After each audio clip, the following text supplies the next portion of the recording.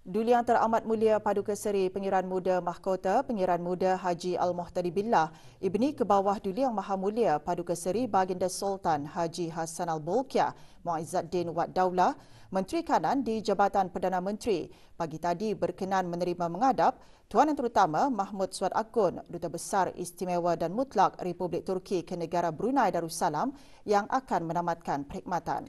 Majlis mengadap berlangsung di Kausar Al-Mizan.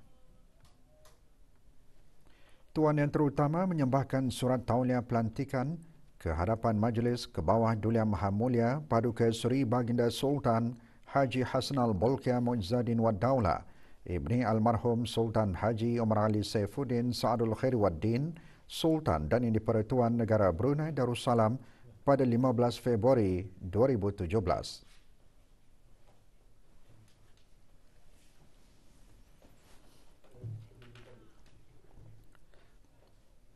Meskipun wujudnya teknologi canggih dan pintar seperti kecerdasan buatan AI yang boleh membuat keputusan tertentu dan meringkaskan proses kerja, namun keupayaan manusia untuk memimpin hala tuju sesebuah organisasi atau negara masih tetap relevan, penting dan diperlukan. Justru Menteri di Jabatan Perdana Menteri menegaskan sifat amanah, adil, empati dan tabligh antara nilai utama yang disarankan dalam Islam dan wajib ada dalam diri seorang pemimpin.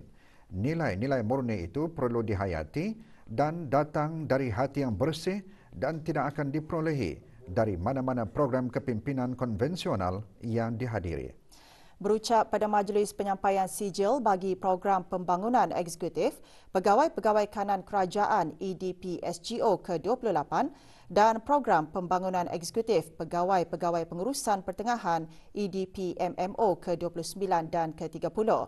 Yang berhormat Datuk Seri Setia Haji Awang Abdul Mukti bin Haji Muhammad Daud menjelaskan kompetensi-kompetensi yang diperoleh melalui program-program kepimpinan tidak akan lengkap tanpa diasaskan dengan pegangan nilai-nilai murni.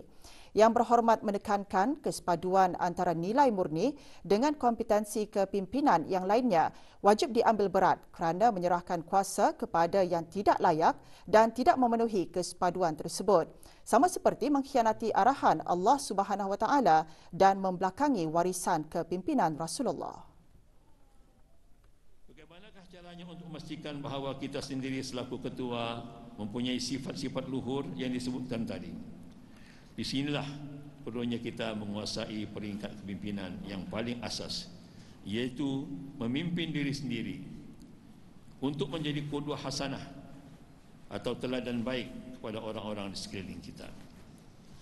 Walaupun pada masa ini para lepasan program sudah berada di peringkat kepimpinan yang lebih tinggi, iaitu memimpin pasukan dan memimpin organisasi, ini langsung tidak mengurangkan peri pentingnya keupayaan untuk memimpin diri sendiri terlebih dahulu. Laungan atau ajakan untuk berbuat kebaikan tidak akan memadai tanpa diri sendiri mengamalkannya. Oleh itu, kita perlu memimpin diri sendiri untuk tidak melakukan perkara-perkara yang mungkar dan sebaliknya sentiasa menunaikan kewajipan dengan amanah, adil, berempati dan tabligh untuk mengukuhkan kedudukan diri sebagai qudwah hasanah yang boleh menjadi ikutan ramai. Kegagalan untuk mengamalkan sendiri tuntutan-tuntutan kebaikan yang dilaung-laungkan akan hanya mengundang kebencian Allah Subhanahu Wa Taala. 24 orang peserta EDP SGO ke-28, 25 orang peserta EDP MMO ke-29 dan 25 orang peserta EDP MMO ke-30 menerima sijil. Program antara lain memuatkan mengenai pengajian isu dan dasar semasa serta amalan terbaik dalam pengurusan dan pentadbiran perkhidmatan awam yang dipraktikkan secara global. Para peserta mengikuti penempatan kerja, projek kemasyarakatan, lawatan sambil belajar serta sesi dialog bersama tokoh-tokoh pemimpin di negara ini. Majlis berlangsung petang tadi di Dewan Bankuet Jabatan Perdana Menteri.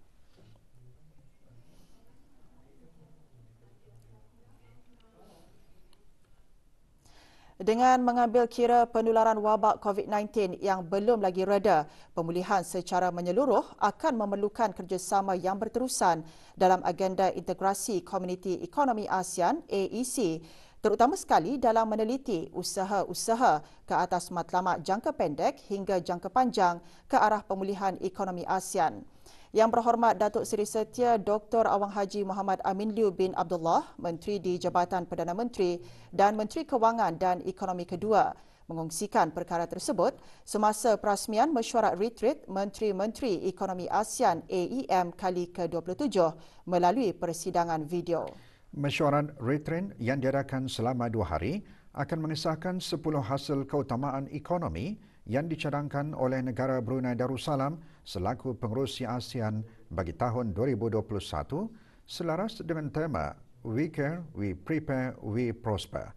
Mesyuarat tersebut membincangkan mengenai 3 teras strategi iaitu hasil keutamaan ekonomi berkenaan antara lain akan memberi tumpuan kepada pemulihan rantau ASEAN, digitalisasi bagi ASEAN dan usaha-usaha kedayatahanan ke arah memajukan pertumbuhan ekonomi. Mesyuarat juga membincangkan dan memberi panduan mengenai usaha pemulihan pasca COVID-19 di rantau ini. Semasa sesi konsultasi bersama Majlis Penasihat Perniagaan ASEAN, ASEAN BSC, yang dipengerusikan oleh Yang Berhormat Fellow Dr. Arkitek Dayang Siti Rozai Marianti binti Datuk Seri Laila Jasa Haji Abdul Rahman memberi taklimat kepada para menteri-menteri mengenai keutamaan dan inisiatif ASEAN BSC bagi tahun 2021. Mesyuarat ini merupakan mesyuarat kali pertama diadakan bagi menteri-menteri ekonomi ASEAN pada tahun 2021 di bawah pengerusi ASEAN negara Brunei Darussalam 2021.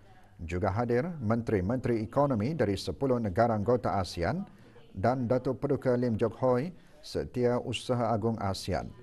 Negara Brunei Darussalam diwakili oleh Datuk Seri Paduka Dr. Haji Abdul Manaf bin Haji Mat Hussein, Timbalan Menteri Kewangan dan Ekonomi.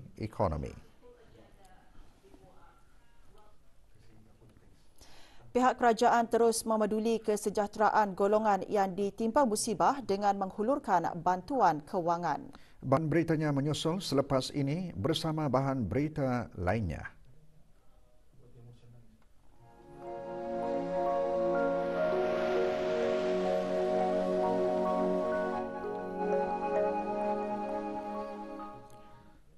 Seratus 114 ketua keluarga yang terlibat dalam bencana banjir di daerah Tutong pagi tadi menerima bantuan kewangan kerajaan ke bawah Duli Yang Maha Mulia melalui peruntukan Jabatan Pembangunan Masyarakat JAPIM.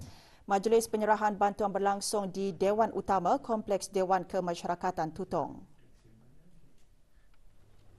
Sumbangan diserahkan oleh Yang Berhormat Major Jeneral Bersara Datuk Paduka Seri Haji Aminuddin Ehsan bin Pihin Orang Kaya Saiful Muluk Datuk Seri Paduka Haji Abidin, Menteri Kebudayaan Belia dan Sukan.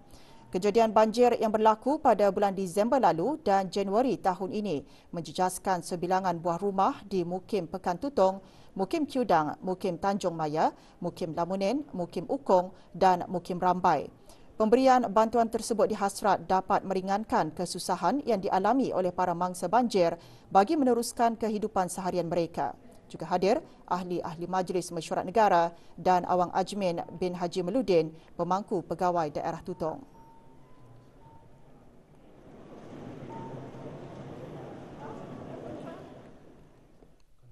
Tiga kes aktif masih menerima rawatan di Pusat Pengasingan Kebangsaan. Dalam siaran akhbar Kementerian Kesihatan mengenai situasi terkini jangkitan COVID-19 di negara Brunei Darussalam melaporkan tiada kes jangkitan baharu dicatatkan hari ini.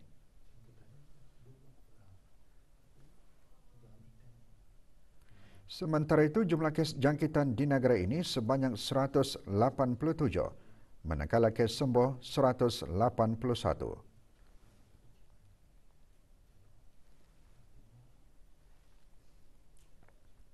Kes terakhir jangkitan tempatan COVID-19 dilaporkan pada 6 Mei lalu. Manakala jumlah kes impon sejak kes jangkitan terakhir tempatan dilaporkan sebanyak 46 kes. 589 orang sedang menjalani pengasingan diri mandatori, 13,952 orang menamatkan pengasingan diri mandatori sejak Mac 2020. Sementara itu, 712 sampel ujian virus SARS-CoV-2 telah dilaksanakan, menjadikan jumlah keseluruhan ujian makmal yang dijalankan sejak Januari 2020 103,455 ujian. Maklumat lanjut dan perkembangan terkini, layari laman sesawang Kementerian Kesihatan dan talian Kesihatan 148.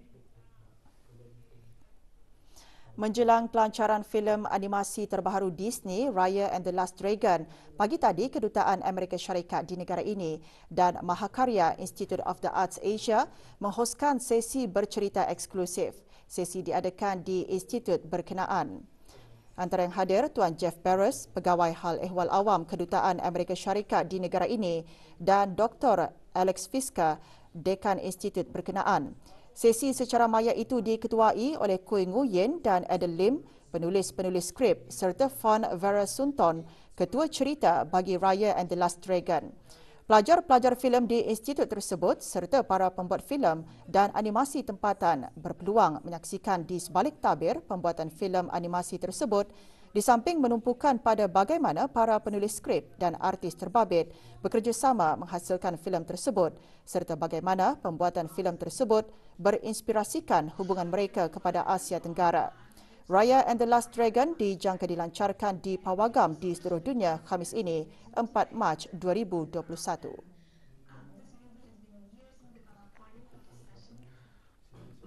Musabaqah menghafaz Al-Quran beserta pemahamannya peringkat separuh akhir kebangsaan mula diadakan hari ini di Institut Tahfiz Al-Quran Sultan Haji Hasnal Bolkiah, Jalan Raja Isteri, Pengeran Anak Solehah.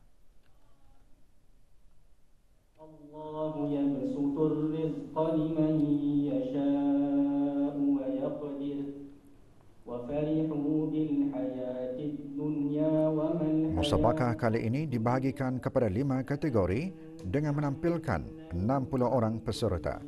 12 peserta bertanding pagi tadi bagi kategori E, iaitu bagi semua peringkat umur. Musabaqah akan disambung lagi esok sehingga Khamis ini 4 Mac 2021. Acara merupakan salah satu projek tahunan Kementerian Hal Ehwal Agama melalui Pusat Pengajian dan Penyebaran Al-Quran Mabims bagi menyemarakkan hari-hari kebesaran Islam. Dengan hasrat untuk menggerakkan para belia agar bergiat aktif dalam membantu merealisasikan Wawasan Brunei 2035, penyertaan bagi Konvensyen Pemimpin Muda Brunei 2021 kini dilanjutkan sehingga 10 Mac 2021.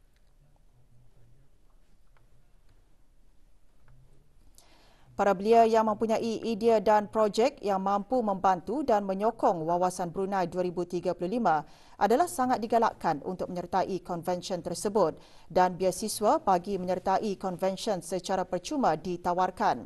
Pendaftaran dan permohonan biasiswa boleh dibuat melalui maklumat tertera. Pelbagai agensi yang berkepentingan sama ada dari pihak kerajaan, swasta, masyarakat dan para belia akan turut sama menjayakan konvensyen tersebut melalui forum, interaksi dan sesi perkongsian.